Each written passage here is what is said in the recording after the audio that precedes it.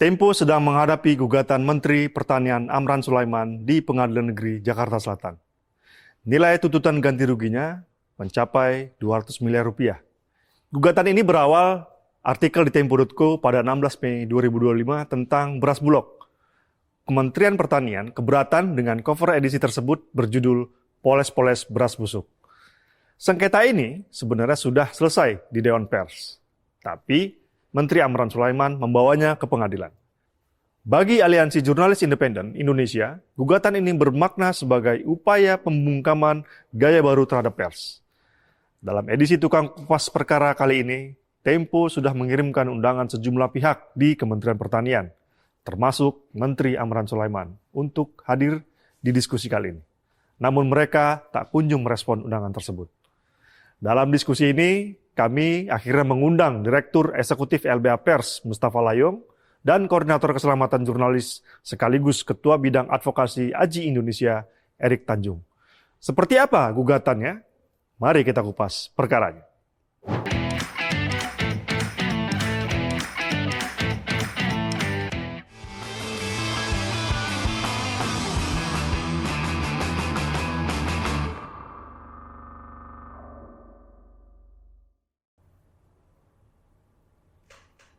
Ya, makasih teman-teman sudah datang di ruang kerja Tukang Kupas Perkara. Di sini ada sebelah kiri kita ada Bang Mustafa Layong, beliau ini Direktur Eksekutif LBH Pers.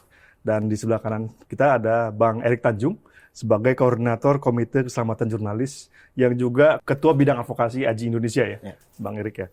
Nah, pembahasan kita hari ini yang mau kita kupas hari ini kan soal gugatan Menteri Amran Sulaiman kepada Tempo, dan sekarang kan sudah berjalan nih di Pengadilan Negeri Jakarta Selatan nih, gitu. Dan salah satu apa yang menjadi gugatannya itu adalah kita kan pernah menurunkan artikel soal judulnya itu, judul covernya itu Poles-Poles Beras Busuk ya. Nah nanti mungkin dari Bang Mustafa Layong akan menjelaskan nih, gitu. Tapi yang perlu kita kupas dulu pertamanya nih Bang, apa sebenarnya yang digugat oleh Menteri Amran ini Bang?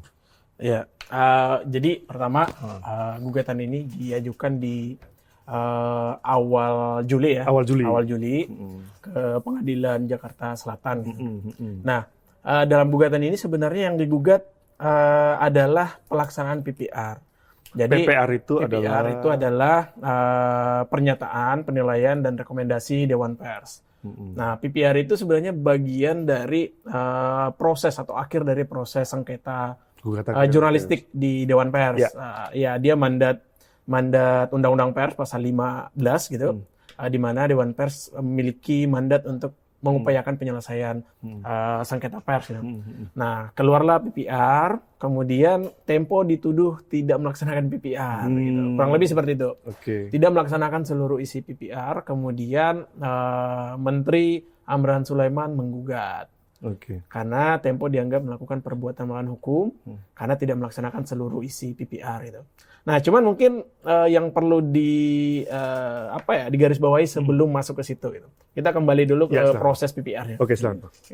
Jadi sebenarnya dalam proses PPR itu di bulan Juli ya. Kurang lebih dia di tanggal 2 Juni ya. Awal mula tuh. Tempo menerima surat dalam hal ini Tempo.co ya, Tempo.co di bawah naungan PT Inti Media Digital IMD gitu, menerima surat panggilan dari Dewan Pers, di mana surat itu sebenarnya terkait pengaduan yang diajukan oleh Wahyu Indarto. Wahyu Indarto ini salah satu ASN di Kementerian Pertanian. Tapi dalam proses panggilan itu Wahyu Indarto hadir sebagai individu dia yang merupakan pegawai di Kementerian Pertanian gitu. Tidak pernah ada informasi atau bahkan dalam surat menyurat itu yang menyampaikan bahwa Wahyu Indarto itu adalah perwakilan atau kuasa dari Menteri Pertanian gitu, karena tidak pernah menunjukkan kuasa. Sehingga kemudian dalam surat menyurat dan juga yang disampaikan oleh Dewan Pers, kemudian dalam proses mediasi Tempo.co kemudian dimediasilah dengan Wahyu Indarto. Bukan dengan Menteri Sulaiman. Ya, bukan. Karena dalam proses itu tidak pernah disampaikan ada surat kuasa atau secara lisan menyampaikan bahwa saya mewakili menteri. Itu tidak ada. Sehingga memang dalam prosesnya itu, proses sengketanya memang antara Tempo.co dan Wahyu Indarto. Gitu. Nah, kemudian masuklah ke gugatan. Gugatan ini perlu juga dilihat bahwa yang menggugat adalah Menteri Pertanian Amran Sulaiman sebagai penggugat. Kemudian tergugat adalah PT Tempo Intimedia, gitu. Tim TBK gitu. Nah, sehingga dari kasus ini sebenarnya yang dipersoalkan atau objek gugatan adalah PPR. Sementara dalam PPR itu sebenarnya tidak mengikat antara tergugat dan penggugat. Gitu. Karena PPR itu hanya mengikat antara Wahyu Indarto sebagai pengadu dan Tempo.co sebagai teradu. Ya, kemudian datanglah dua pihak lain ini, gitu. Menteri Pertanian sebagai pihak penggugat dan tim TBK sebagai tergugat, gitu. Yang dua-duanya tidak terlibat dalam proses PPR itu ya? PPR gitu. Jadi sebenarnya prosesnya ada yang salah gitu atau tidak tepat. Nah, itu yang terjadi. Nah, kemudian kita melihat PPR-nya. PPR-nya itu ada 5 poin. Tapi pada intinya sebenarnya yang menjadi kewajiban Tempo itu ada 4 gitu. Yang pertama melakukan moderasi media sosial, unggahan komentar ya. Kemudian yang pertama adalah mengubah judul poster dan motion grafis yang ya. Poles-poles beras busuk itu. Benar. Jadi judulnya kan poles-poles beras busuk, yang katanya opini menghakimi kurang lebih seperti itu. Kemudian diganti oleh Tempo sehari setelah menerima PPR itu di tanggal 19 Juni gitu. Nah, sudah diganti ya sebenarnya? Sudah diganti. Jadi sebenarnya Tempo sudah melaksanakan Tempo.co ya. Kita garis bawahi yang melaksanakan itu Tempo.co karena memang yang diadukan adalah Tempo.co. Gitu. Sudah diubah menjadi main serap gaba rusak gitu. Itu sudah diganti. Kemudian rekomendasi yang kedua adalah melakukan moderasi terhadap komentar-komentar negatif kurang lebih seperti itu. Sebenarnya di sini kita mau kasih catatan ya. Sebenarnya ini juga kritik buat Dewan Pers ya. Kalau boleh mengkritik ya. Boleh dong. Boleh ya. Sebagai lembaga yang salah satu masa anti kritik. Iya. Harusnya bisa dikritik gitu. Karena dalam PPR yang kedua itu memerintahkan teradu atau dalam hal ini adalah Tempo.co melakukan moderasi terhadap komentar negatif terhadap pengadu. Gitu. Nah, pertanyaannya adalah sejauh mana tafsir komentar negatif itu gitu. Apakah kemudian kritik dianggap negatif sehingga ya masa nggak boleh mengajukan kritik terhadap pemerintah melalui karena berdasarkan PPR itu ya? Sejauh mana sih? Berapa mungkin kalau diperkirakan berapa sih komentar di Tempo setiap postingan gitu? Ratusan, ribuan mungkin ya. Dan berapa persen yang negatif gitu? Atau berapa persen yang kritik? Bisa mau dihapus semua gitu. Nah, persoalannya kan yang dilarang itu adalah ketika dia komentar yang mengandung perbuatan melawan hukum, misalnya pencemaran nama baik, penghinaan, atau fitnah, atau misalnya judi online, atau misalnya terorisme, itu yang dilarang kan. Kalau dia kritik kemudian dianggap sebagai konten negatif, akan bahaya gitu. Misalnya dia menyebutkan bahwa ya memang benar berasnya busuk. Gitu. Oh, memang benar saya dapat berasnya warna kuning. Masa itu harus disebut sebagai kritik negatif gitu ya? Ya pasti negatif karena kan pasti bagi mereka negatif. Buruk untuk pemerintah. Iya, bagi mereka kan. Bagi mereka. Nah, yang begitu kan gimana modelnya gitu? Apakah harus dimoderasi? Padahal itu kan hak warga negara untuk menyampaikan ekspresi ini dia ekspresi. Itu yang kedua. Kemudian yang ketiga adalah permintaan maaf kepada pengadu. Nah, dalam hal PPR ini kan pengadunya Wahyu Indarto. Gitu. Tempo sudah melaksanakan. Gitu. Kemudian yang keempat, pengadu ketika Tempo atau teradu tidak melaksanakan PPR, maka harus melaporkan ke Dewan Pers. Itu yang tidak. Dengan jangka waktu? Saya lupa persisnya gitu. Saya lupa persisnya. Kalau tidak salah 3 hari. 3 hari. Dan itu yang kami khawatir ya, apakah sudah dilaksanakan atau tidak. Gitu. Karena kalau sudah dilaksanakan harusnya Dewan Pers itu menindaklanjuti dengan cara memanggil Tempo, klarifikasi, kemudian menerbitkan surat pernyataan terbuka atau surat pernyataan khusus gitu. Itu harusnya dilakukan, sampai sekarang tidak ada gitu atau belum gitu. Sehingga kita asumsi itu belum dilakukan. Kemudian yang kelima itu memerintahkan atau merekomendasikan kepada pengaduh untuk melaporkan atau menyampaikan kalau sudah melaksanakan PPR itu sudah dilakukan juga. Sudah dilakukan. Jadi sebenarnya semua proses PPR itu sudah dilakukan. Jadi sebenarnya mengherankan kemudian datang gugatan ini. Nah, makanya tadi yang menariknya nih Bang, yang coba saya garis bawahi, yang digugat, yang awalnya digugat di Dewan Pers adalah PT Tempo Intimedia sebagai Tempo.co di bawah Tempo Intimedia digugat oleh Wahyu Indarto sebagai perwakilan diadukan oleh Wahyu Indarto sebagai wakil dari Kementerian Pertanian. Yang kemudian muncullah ujuk-ujuk pengadilan gugatan di Pengadilan Negeri Jakarta Selatan. Yang pertama itu tidak ada penyampaian bahwa Wahyu Indarto ini mewakili menteri. Oh, tidak ada ya? Nggak ada. Tidak ada. Saya pengen tegaskan itu tidak ada ya? Tidak ada. Karena kami tidak pernah, atau Tempo ya, dalam proses itu tidak pernah diberikan surat kuasa. Itu pertama. Surat kuasa bahwa Wahyu Indarto mewakili kementerian. Itu tidak ada. Kemudian yang kedua adalah dalam proses mediasi, kalau itu ada perwakilan, maka wajib menyampaikan surat kuasa dan disampaikan kepada para pihak bahwa si pengadu ini mewakili siapa. Gitu. Karena tidak mungkin mewakili seseorang tanpa surat kuasa. Nah, itu yang kita tidak pernah lihat. Gitu. Sampai sekarang kita tidak lihat ada surat kuasa itu. Gitu. Ya, kalaupun mungkin besok tiba-tiba muncul surat kuasanya, ya kita nggak tahu. Emang boleh Bang? Apa yang nggak bisa? Nggak, maksudnya di secara hukum itu boleh menyusul surat kuasa? Harusnya nggak bisa. Nggak bisa kan? Karena ketika dia, ini kan peristiwa hukum. Dalam proses mediasi itu harus... Tiba-tiba ada muncul itu nggak boleh? Nggak bisa. Secara hukum nggak boleh.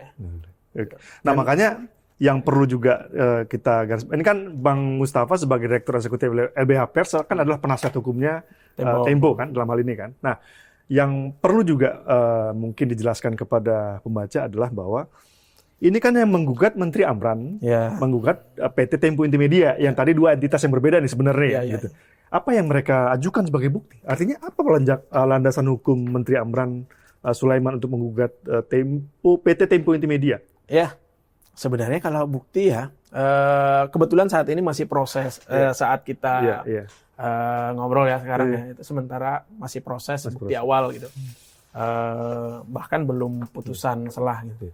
Nah, tapi setidaknya dalam proses gugatan yang kita lihat adalah memang yang menjadi dasar atau bukti perbuatan atau tuduhan perbuatan melawan hukum itu adalah PPR. Jadi ada 2 poin sebenarnya yang digarisbawahi bahwa Tempo tidak melaksanakan seluruhnya. Dalam artian sebenarnya hanya ada 2 gitu. Ada 2 yang kami tangkap dari gugatan itu.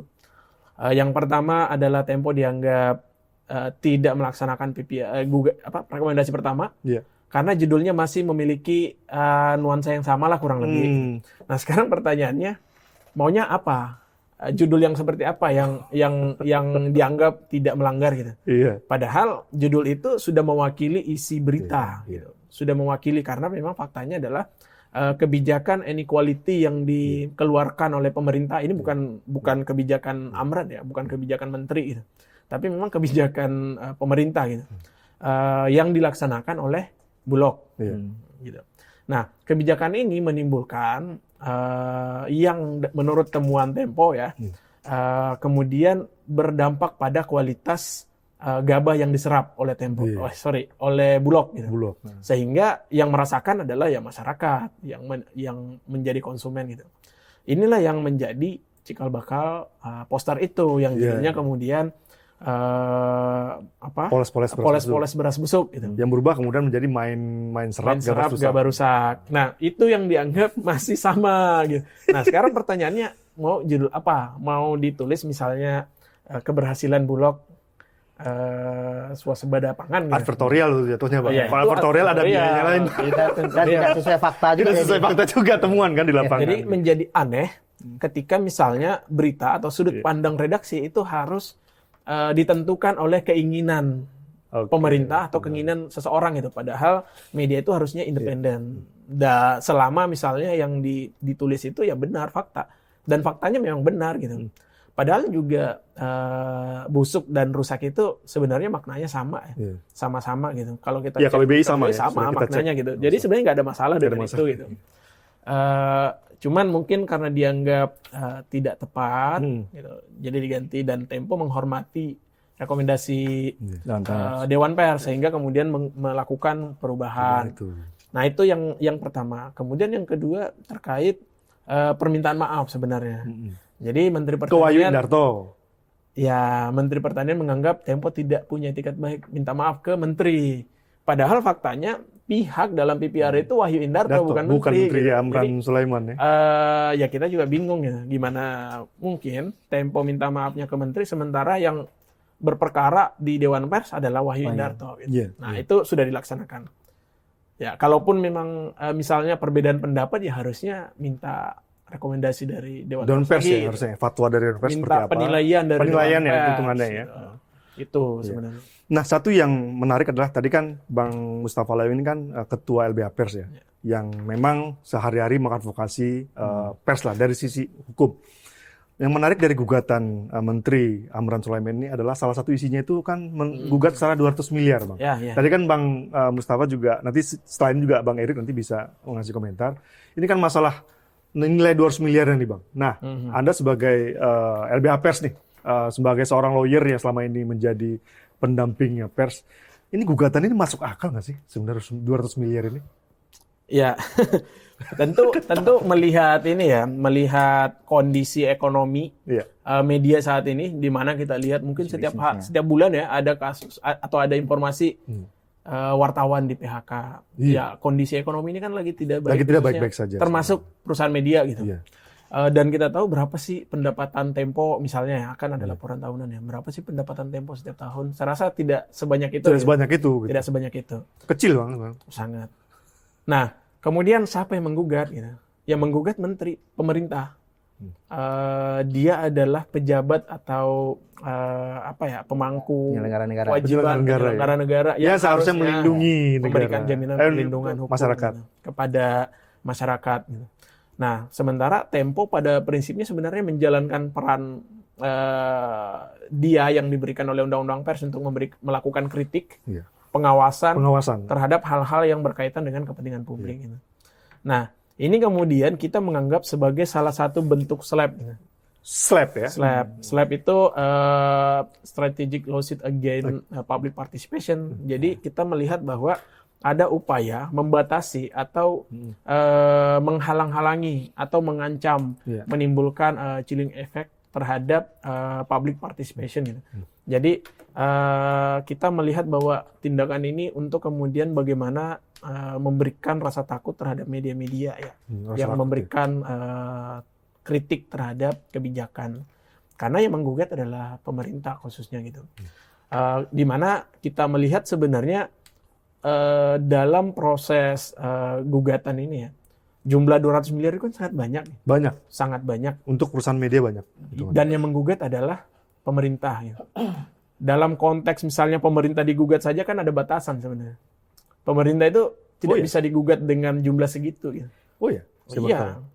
Kita kalau mau menggugat pemerintah itu harus melalui TUN.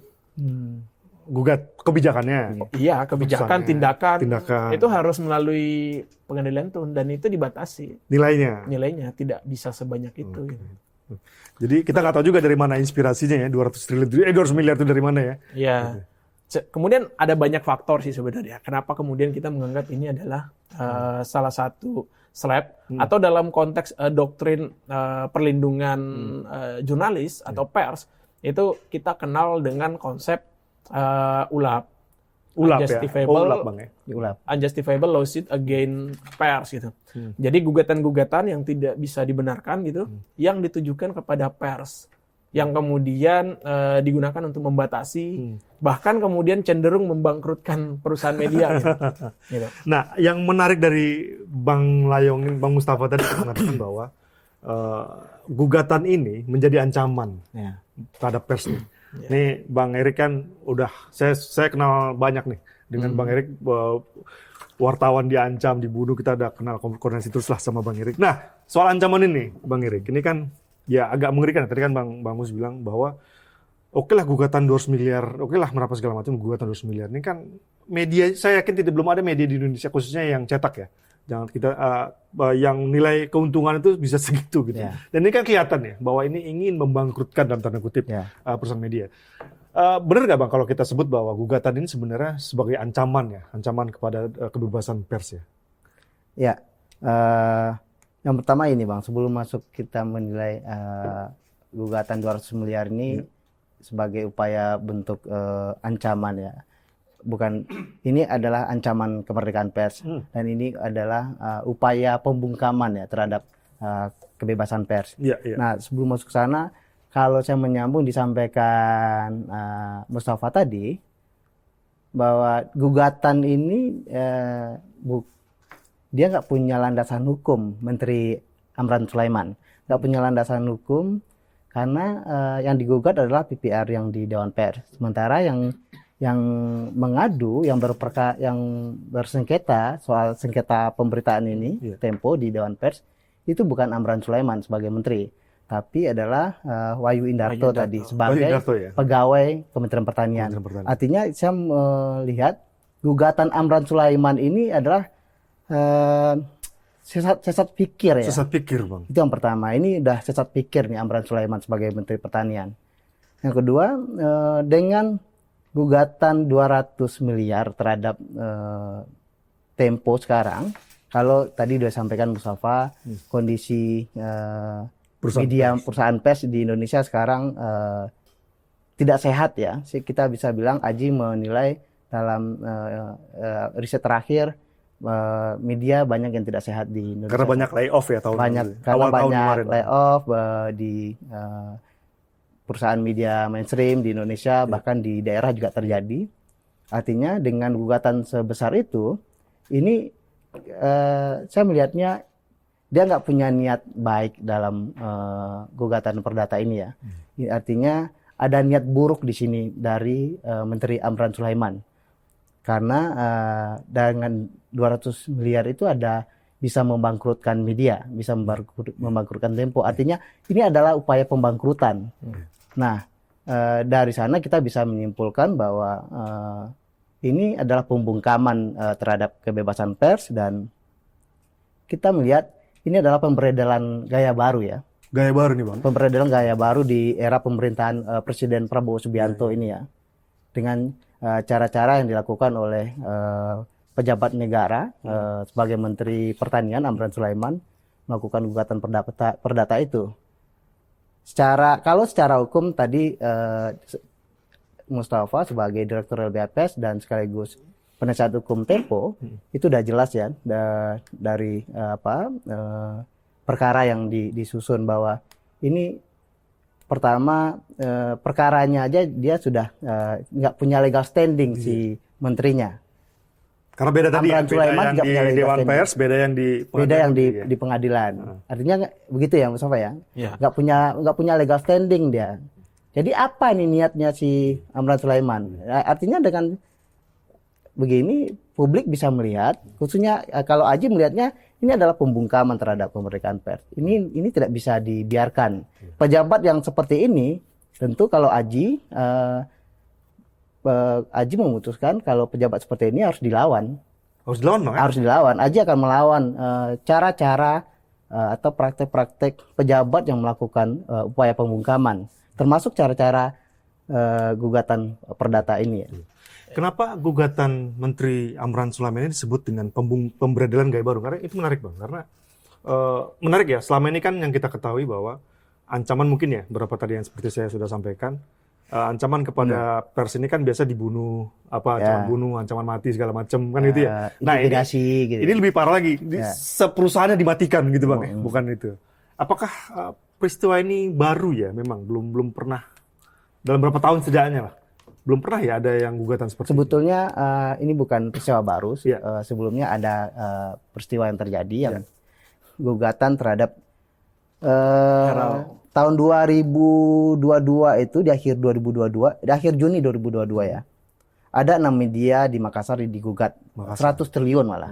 Yang Makassar ini kan tempat kampung halaman Bang Mus ya? Ya. Dan beliau juga. Dan kampung halamannya Menteri Amran juga.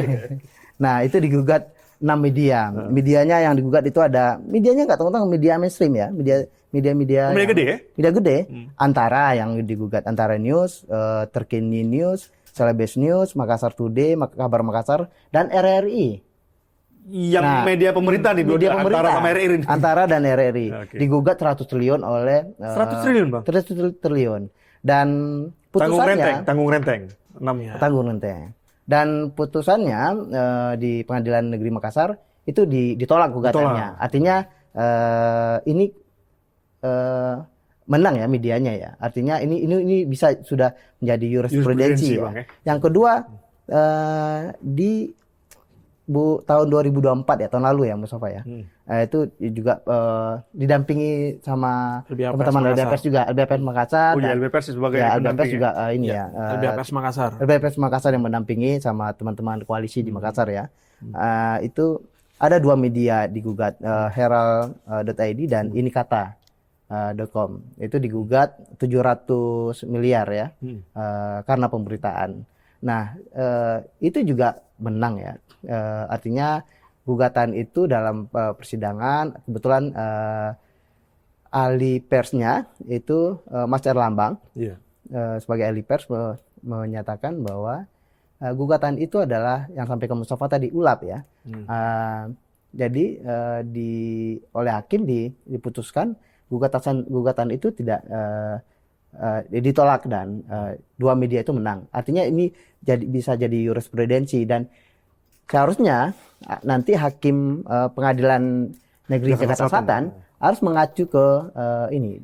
Karena jurisprudensi ini sudah jelas jurisprudensi ya. jelas ya. Harusnya bisa mengacu ke gugatan 2 media di dua perkara yang di Makassar tempo hari ya.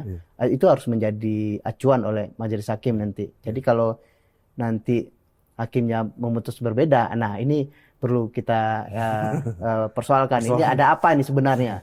Karena jelas-jelas ya sudah ada jurisprudensinya dan juga dari duplik ya yang sudah disampaikan oleh tim kuasa hukum dari tergugat Tempo, dalam hal ini LBPers, itu juga saya sudah baca dupliknya. Ini sudah jelas ya dalam secara gugatan perdata ini yang lagi-lagi tadi bahwa si Menteri Amran Sulaiman ini tidak punya legal standing itu pertama, tidak punya kekuatan hukum yang jelas ya dalam perkara ini. Artinya seharusnya ya gugatan ini harus ditolak oleh Pengadilan Negeri Jakarta Selatan. Itu. Nah, ini menarik nih. Tadi Bang Erik bilang ada soal bagaimanapun pada ujungnya ini tergantung hakim nih.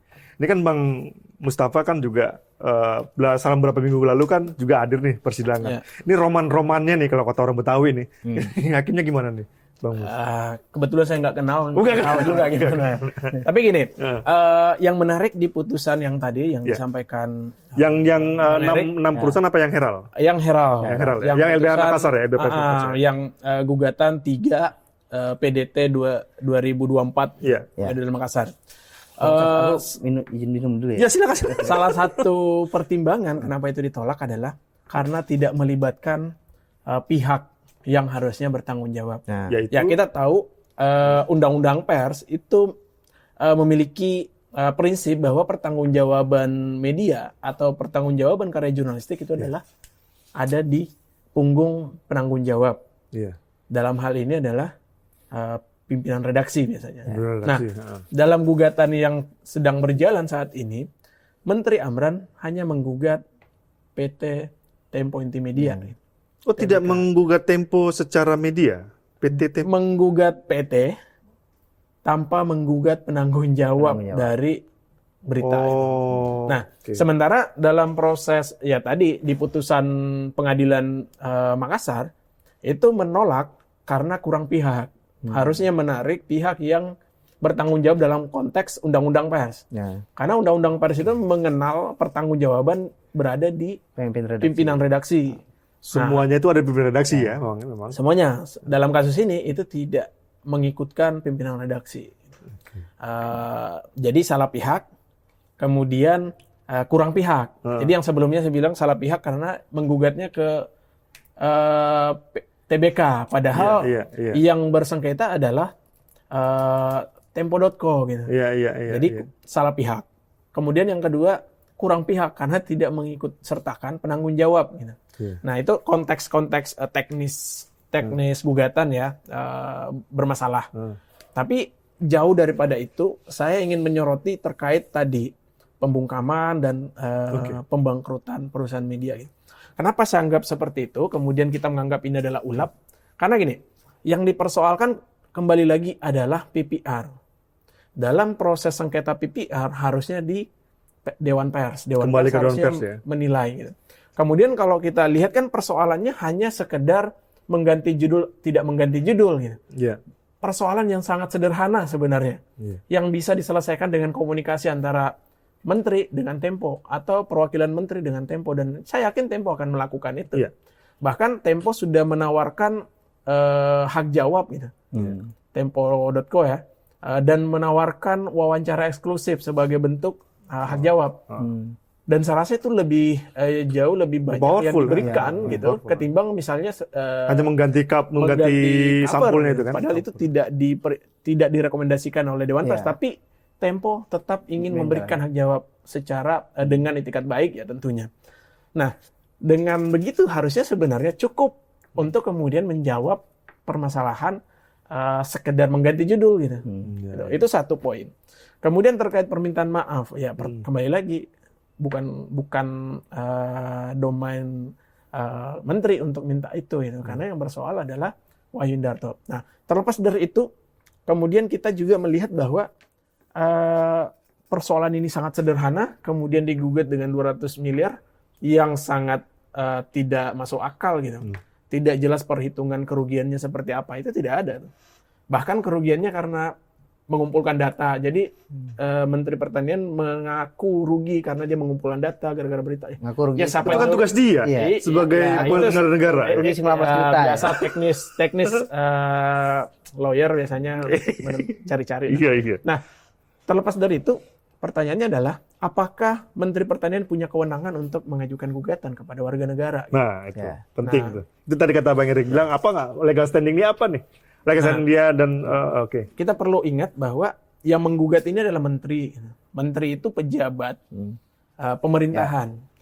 Gitu. Nah, dalam konteks hukum tata negara, pejabat pemerintah atau badan pemerintah, ketika dia melakukan tindakan, satu tindakan dia harus ada dasar hukum. Harus ada dasar kewenangan. Nah, sekarang pertanyaannya di mana dasar kewenangan seorang menteri tanpa mandat undang-undang, tanpa perintah presiden mengajukan gugatan kepada warga negara atau khususnya misalnya terhadap media. Sementara Tempo ini sedang melaksanakan perintah undang-undang loh. Sebagai pengawasnya, sebagai watchdog. Media itu melaksanakan peran untuk kritik pengawasan terhadap penyelenggaraan pemerintahan yang memiliki atau mengandung hal-hal yang untuk kepentingan publik gitu. Nah, dalam konteks hak asasi manusia, pemerintah itu adalah pemangku kewajiban. Jadi dia wajib memenuhi hak warga negara. Sementara Tempo atau warga negara itu pemangku hak yang harus dilindungi haknya, dijamin pelaksanaan haknya, dipenuhi pelaksanaan haknya. Nah, itu kurang lebih itu. Nah, sekarang Tempo menjalankan haknya. Menjalankan kewajibannya, menjalankan tugasnya. Sementara pemerintah yang harusnya menjamin pelaksanaan hak itu malah mengajukan gugatan. Ya, jadi sangat tidak tepat dan mengada-ngada gitu. Ada sedikit fenomena menarik Bang ya dari beberapa persidangan ini muncul gitu. Mungkin juga di persidangan terakhir ya. Persidangan terakhir itu kan harusnya melaporkan atau mendatangkan saksi-saksi, ya kan? Nah, pengacara dari pihak Menteri Amran itu tidak datang, ya kan? Nah, saya nggak tahu apakah ini jangan-jangan strategi, ataukah ini menunjukkan bahwa ini gugatan sebenarnya serius nggak sih, atau bercanda nggak sih, niatnya buruk nggak sih? Gitu. Ya, Saya nggak tahu. Boleh nggak pengacara beropini itu? Ya, saya nggak tahu niatnya gimana ya. Itu biarkanlah Tuhan dan yang bersangkutan yang tahu. Iya.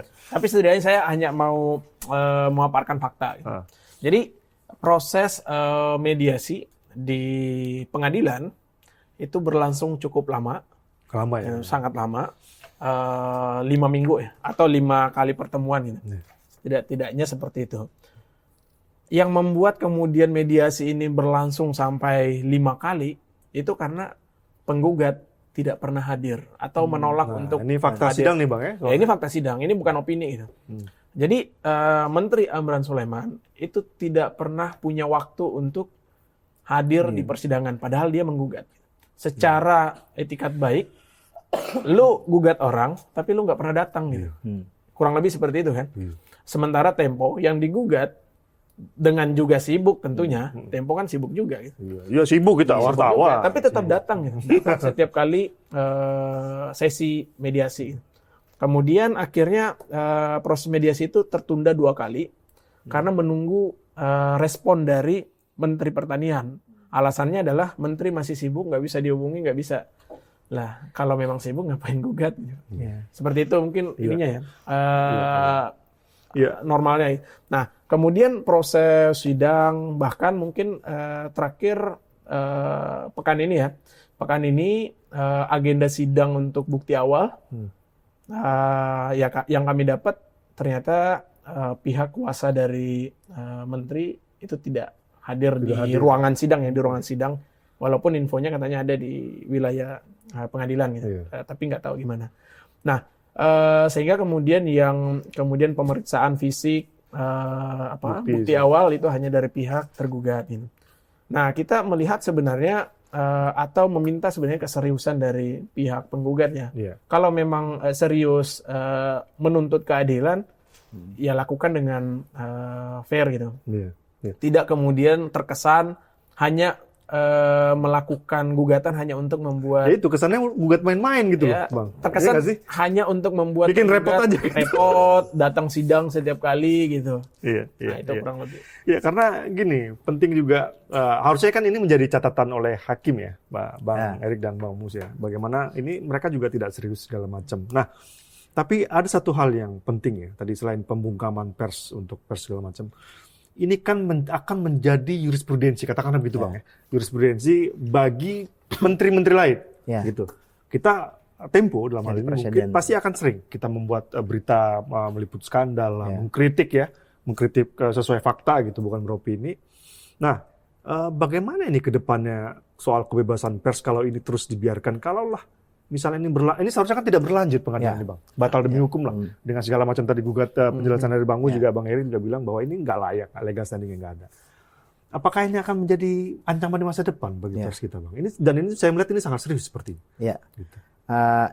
Saya melihat ini Bang Moses. Jadi ini nanti bisa jadi presiden ya. Presiden buruk.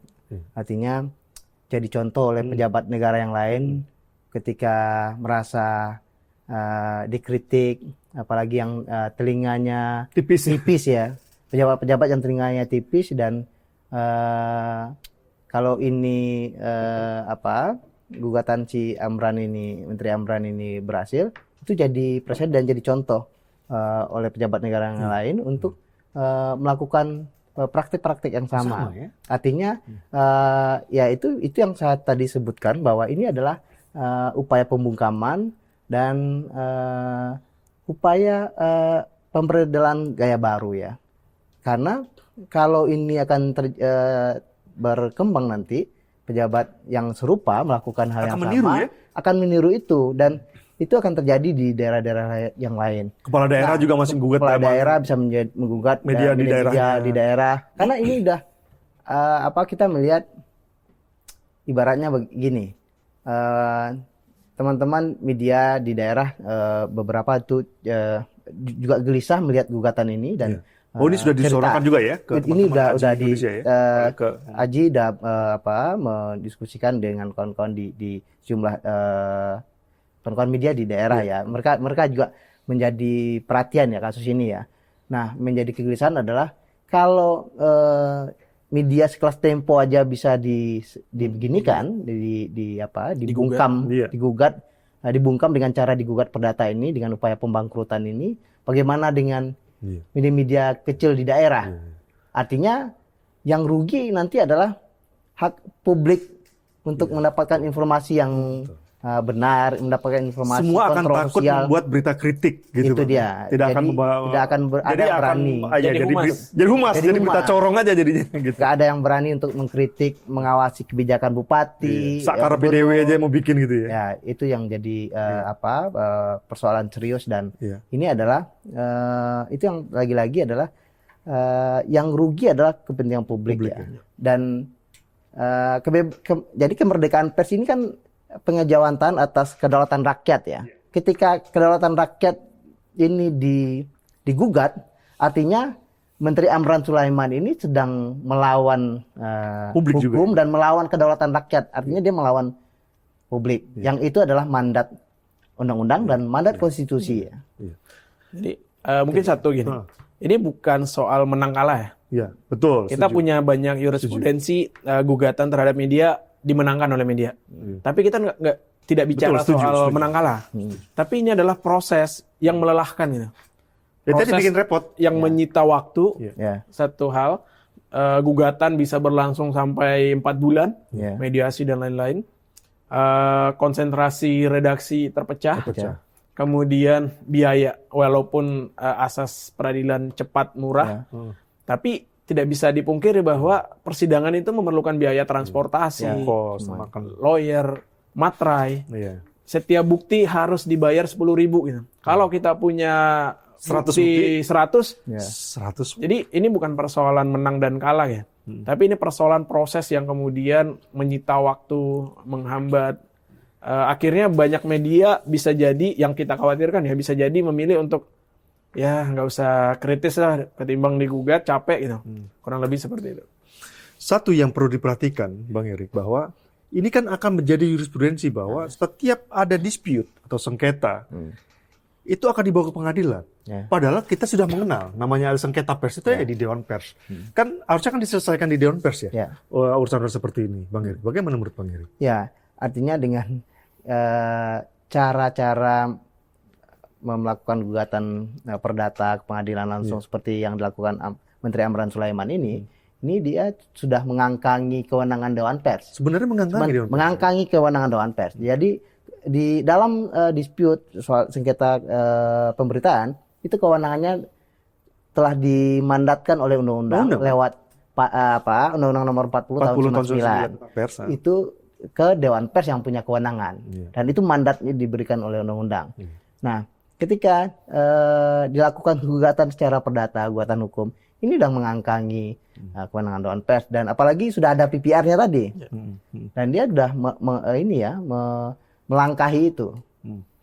Boleh nggak dalam hal ini saya katakan bahwa harusnya Dewan Pers nih yang juga maju dalam hal ini gitu? Gimana menurut pandangan Bang? Tentu, jadi Dewan Pers selain oleh undang-undang di pasal 15 ya, diberikan kewenangan untuk menangani sengketa pers antara masyarakat dengan media. Dia juga Dewan Pers yang ayat pertamanya ya Mustafa ya, di pasal 15 itu diberikan kewenangan untuk menjaga independensi media dari intervensi campur tangan pihak luar. Artinya itu tanggung jawab Dewan Pers. Jadi Dewan Pers nggak bisa lepas tangan atas perkara ini. Dewan Pers harus bertanggung jawab karena dia diberikan kewenangan untuk menjaga campur tangan pihak luar. Artinya nggak boleh ada intervensi pihak luar dalam sengketa pers ini. Kami mendapatkan informasi bahwa Aji juga mencoba berkomunikasi dengan Dewan Pers ya soal ini ya. Sudah ada respon belum, Bang Erik? Belum, kita masih ini ya, masih dikomunikasikan ya. Gitu. Karena ini menjadi penting dan kita balik lagi ke soal gugatan. Tadi kan Bang Mus juga mengatakan bahwa ada SLAP. Nah, seingat saya SLAP ini Bang untuk lingkungan Bang, untuk environment. Tapi untuk gugatan pers bisa ya? Ya, sebenarnya memang bukan ULAP ya? ULAP tadi ULAP bukan ya? ULAP dan SLAP yang berbeda ya? Sebenarnya prinsipnya sama. Prinsipnya sama. Jadi SLAP itu kan sebenarnya memang diperuntukkan anti-SLAPP ya, tepatnya anti-SLAPP. Dia diatur di pasal 66 ya, Undang-Undang Lingkungan Hidup. Tapi memang spesifik untuk pejuang lingkungan hidup. Oke.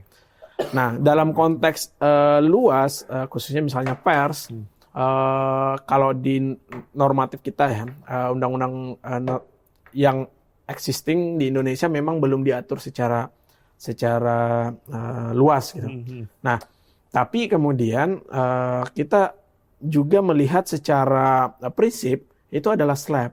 Kenapa kita anggap SLAPP? Karena pers merupakan bentuk kedaulatan rakyat tadi, kemudian sebagai wujud partisipasi publik dalam hal pengawasan dan kritik tata kelola pemerintahan gitu. Sehingga kemudian serangan terhadap pers ya kita anggap sebagai SLAPP. Gitu. Nah, kemudian sebenarnya dalam konteks perlindungan pers, kita mengenal sebenarnya ULAP. ULAP itu sudah ada beberapa jurisprudensi. Sudah ada ya sebenarnya? Ada yang putusan di Makassar gitu. Oh, yang tadi ya? Yang Bang, tadi. yang tadi. Kemudian sebenarnya banyak diterapkan di luar gitu. Negara-negara Eropa itu sudah menerapkan itu. Nah, sehingga kemudian kita menganggap serangan terhadap, walaupun nggak semua ya, tidak bisa disamakan semua kasus gitu. Tapi dalam konteks ini kita melihat bahwa ini adalah bentuk ULAP gitu. Gugatan-gugatan yang tidak bisa dibenarkan terhadap pers gitu. Tadi sudah banyak contoh sebenarnya kenapa kemudian ini kita anggap sebagai ULAP. Kemudian yang terakhir sebenarnya gini. Ini kan sebenarnya gugatan dengan objek perkaranya adalah PPR. Nah, PPR itu tadi misalnya dia pernyataan, penilaian, dan rekomendasi. Yang namanya rekomendasi itu tidak punya tidak merupakan perintah, jadi berbeda dengan perintah, berbeda dengan keputusan misalnya. Dia rekomendasi ya dalam artian ketika misalnya pengadu tidak melaksanakan, ya pengadunya nggak bisa dipidana dong, pengadunya tidak bisa dianggap melakukan perbuatan melawan hukum karena itu rekomendasi gitu. Nah, dalam konteks teradu, dalam hal ini misalnya media sebagai teradu, dalam banyak praktek dan Tempo juga banyak kali menerima PPR, dia pasti melaksanakan walaupun sifatnya rekomendasi. Karena bagaimanapun pers menghormati Dewan Pers sebagai lembaga yang memiliki kewenangan untuk menyelesaikan. Makanya kita tertib melaksanakan hasil PPR. Makanya melaksanakan. Tapi PPR itu tidak mengikat secara hukum gitu. Jadi ketika misalnya PPR itu, ini kita anggaplah ya, anggaplah Tempo tidak melaksanakan. Apakah kemudian PPR itu dianggap persoalan melanggar hukum? Persoalan melanggar hukum? Tidak, karena dia rekomendasi. Tidak ada pidananya juga kan? Tidak ada pidana, kecuali satu, ada kecualinya, kecuali PPR itu ada perintah atau rekomendasi hak jawab. Tidak dilaksanakan. Nah, kalau tidak dilaksanakan hak jawab itu, maka dia ada implikasi hukumnya. Karena di pasal 18 ayat 2 Undang-Undang Pers itu mengatur pidana bagi media yang tidak melaksanakan hak jawab. Pidana denda ya. Sementara Tempo dalam hal ini sudah melaksanakan PPR-nya. Sudah melaksanakan PPR. Nah, dan itu juga bukan hak jawab. Tidak ada. Jadi tidak ada hak jawab. Dalam rekomendasi itu tidak ada hak jawab. Tidak ada perintah hak jawab. Hanya ini hak koreksi. Koreksi ya? Dia. Dan itu kan sudah dilaksanakan juga. Dan kalau mengacu Undang-Undang Pers, dendanya itu hanya 100 juta. Nggak 200 miliar ya? Tidak 200 miliar. Jadi sudah sangat jauh melebihi ancaman pidana yang ada di Undang-Undang Pers. Artinya dari 100 juta sanksi dendanya, ancaman sanksi dendanya dengan 200 miliar, ini kan udah terlihat niat buruk ya. Itu yang perlu digarisbawahi tadi. Ya, sebenarnya memang PPR itu tidak bisa jadi dasar kemudian menganggap Tempo tidak sudah melakukan perbuatan melawan hukum karena tidak ada melawan hukum di situ. Nah, gini teman-teman, satu hal yang paling menarik adalah dari poin Bang Mustafa, sebenarnya saya garis bawahi ya, sebagai saya juga kami kan jurnalis ya, bagaimanapun juga akan memproduksi berita-berita yang mengkritik juga ujung-ujungnya. Ini kan menjadi ancaman ya, juga tadi Bang Erik juga disampaikan, apalagi ini akan menjadi presiden bagi teman-teman di media, kalau lagi media besar gitu ya, katakanlah media besar ini dalam arti modal ya, kapitalnya lebih kuat ya, ketimbang teman-teman di daerah yang mungkin ya modal tidak begitu besar dikelola gitu. Ini kan menjadi ancaman. Dan ini adalah yang juga perlu saya garis bawahi adalah ini model pembungkaman gaya baru, Bang ya. Bukan mengancam, karena mungkin sudah pers ini tidak bisa diancam lagi, tapi dengan ya dimiskinkan dengan begitu. Nah, kita juga sambil menunggu nih, Bang ya, sambil menunggu kapan putusan, dan saya nggak tahu nanti kapan ini putusannya. Kalau kata Bang Mus tadi bilang bisa berbulan-bulan, Bang ya. Bisa, pokoknya nih bakal gugatan bakal bikin repot lah. Mungkin masih 2-3 bulan. 2-3 bulan lagi, Bang ya. Nah, kita mungkin 2-3 bulan lagi akan kita kupas lagi nih, Bang, lanjutan perkara ini, Bang ya. Tapi ngomong-ngomong, ini sebaiknya ada pihak penggugat nih yang diundang. Oh iya, saya lupa sampaikan, Bang. Jadi gini, kita juga sudah mengirimkan. Terima kasih, Bang Mustafa sudah mengingatkan. Kita sudah mengirimkan surat permintaan juga. Jadi kan rencananya sebenarnya diskusi ini kan hadir 3 nih. Dari Bang Erik, dari Aji Indonesia, Bang Mustafa Layong dari LBH Pers, ada dari pihak Kementan. Nah, pihak Kementan ini sejumlah pihak sudah kita suratin, Bang. Kita kirim surat segala macam, tapi sejauh ini belum ada respon. Gitu. Jadi ya mudah-mudahan nanti kita tunggu saja berapa hari ke depan. Semoga berikutnya datang. Semoga kita datang ya di podcast kita nanti kedua ya, gitu, di edisi TKP kita kedua ya. Makasih Bang Erik, Bang Mustafa atas kehadirannya.